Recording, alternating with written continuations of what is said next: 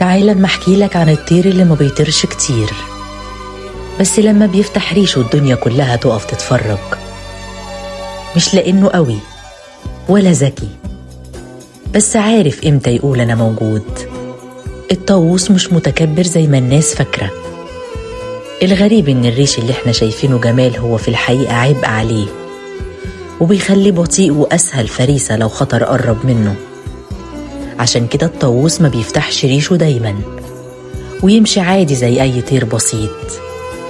بس لما بيحس إن اللحظة الصح جت يفتح كل اللي جواه مرة واحدة. والأغرب العين اللي في ريشه مش عين بجد، دي خدعة بصرية، وسيلة دفاع. الطاووس بيخوف بيها اللي قدامه بالجمال مش بالقوة. الأنثى ما بتختارش الذكر على قد الريش وبس، بتبص وتشوف الريش متناسق ولا لأ، ولو لقيته متناسق يبقى قادر يعيش وقادر يتحمل. يعني الجمال هنا مش للزينة، الجمال دليل نجاة.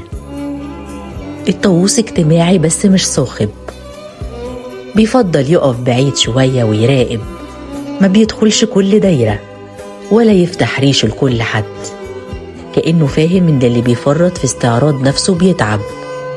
والغريب إن الطاووس بيقدر يجري، وبعضهم بيقدر يطير لمسافات قصيرة لو اضطر.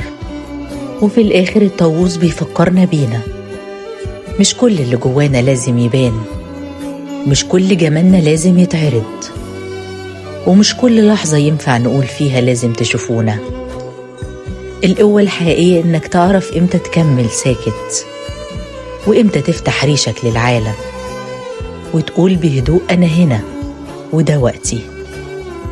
ولو عجبتك الحكاية قولي احكي يا نونا، ووعدك إن هنكمل وهنحكي عن طيور تانية غريبة وهادية وشبهنا أكتر مما تتخيل.